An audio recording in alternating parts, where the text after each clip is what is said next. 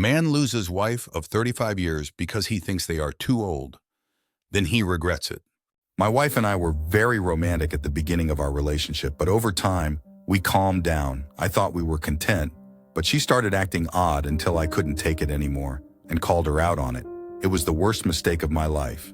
Before the video starts, please subscribe to join our community. Your support helps us grow, and hit the notification bell to stay updated with our latest content.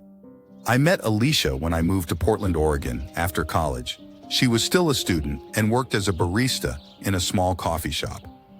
We fell in love quickly, and our relationship was the stuff of romantic movies. We loved going on special dates to the Portland Art Museum and picnics at Council Crest Park. I also took her to jazz concerts, and we traveled to Paris on our honeymoon. Most of our friends hated how cheesy and goofy we were, but years went by and our relationship calmed down. We focused on our careers and then on raising our children, Isadora and Matthew. When they left our home to live their own lives, Alicia and I became almost like roommates. I was content with my life, and I thought Alicia was too, until she started cuddling me one night. "Tell me about your day, honey," she said while holding me on the couch. "Alicia, I'm trying to watch the game." "My day was just like any other," I replied dismissively. "Cameron, we don't talk anymore." "It's like we're not a couple anymore," she insisted. "That's what happens to all couples after a few years. We had enough romance in our youth. Now we get to enjoy life as it is now. Can you please let me watch the game?" I griped. "Fine," she answered, and got up the next day. I got home from work thinking I couldn't wait to retire the following year. Suddenly, Alicia came to greet me. "Honey, you're home!" she cheered. She took my jacket off and hung it. Then I noticed that she set our dinner table with our fancy plates and lit candles. "What's going on? It's not our anniversary," I asked, confused. "I know it's not. We needed a nice romantic dinner. We haven't even gone to a fancy restaurant in a while. But I prepared your favorite, and we can talk about anything we want without any distractions," Alicia explained. "Oh, wow, that's fantastic. Did you make pork carnitas?" "Awesome," I gushed as I sat down, and Alicia served us our food. It was fantastic. Her cooking was one of the many reasons I married her. "What do you think?" she asked. "It's awesome. As always, you've always been the best cook. That's why we stopped going to restaurants," I replied and continued eating. I didn't notice that Alicia was frowning. "Did you notice my new dress?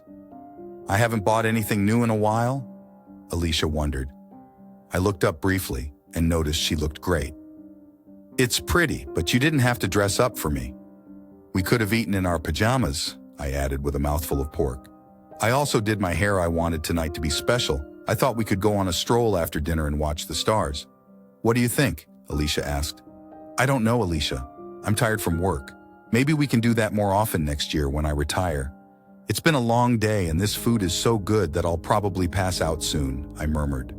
"Oh, are you sure? It's such a beautiful night. Let's go, please," she begged.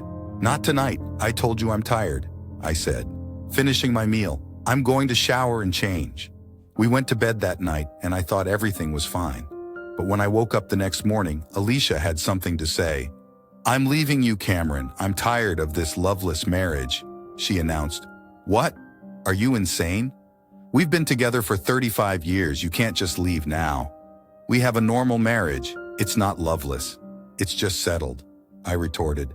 "That's what loveless means. You couldn't even take a night stroll with me after I made you your favorite dinner. You barely noticed that I dressed up and didn't care. I can't take this anymore," Alicia wailed. "I'm moving in with Isadora. Goodbye." "Alicia!" Alicia came back. "We have to talk about this," I yelled and followed her to our front door. She got in the car, but I reached the door before she could close it. "You can't just spring a divorce out of the blue. If you had paid me even an ounce of attention, you would know that it's not out of the blue," Alicia screamed and slammed the door. She drove off, leaving me speechless in our front yard. I called Isadora half an hour later to see if she made it there.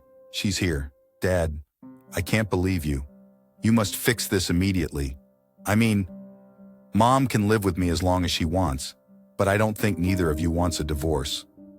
My daughter reprimanded me. We hung up a few minutes later, and I sat on the living room couch, not knowing what to do.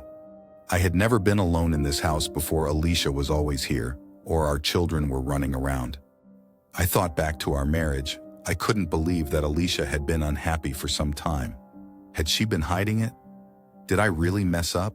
I grabbed my phone and searched through the folder of old pictures that Matthew had scanned so we could keep them forever.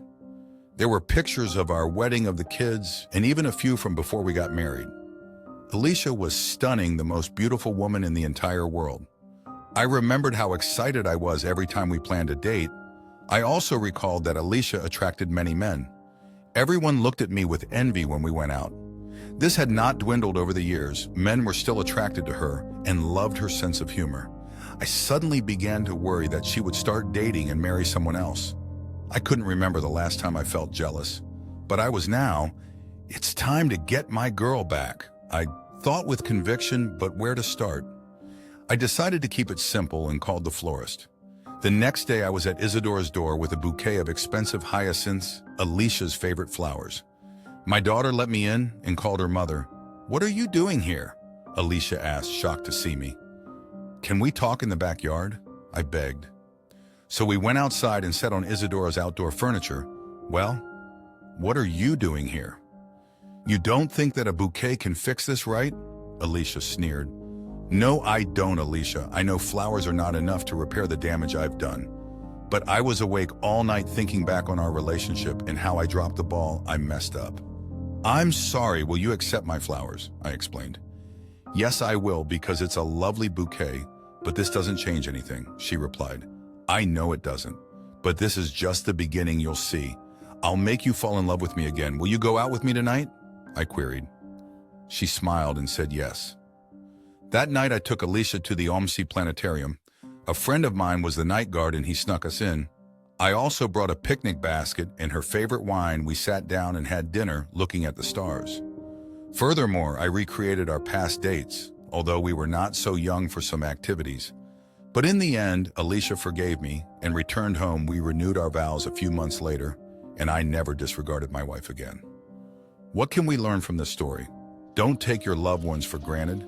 Some people believe that getting married is the end of the relationship, but it's just the beginning. You have to work hard to earn forgiveness. Cameron worked hard and got Alicia back, but only after realizing his mistakes.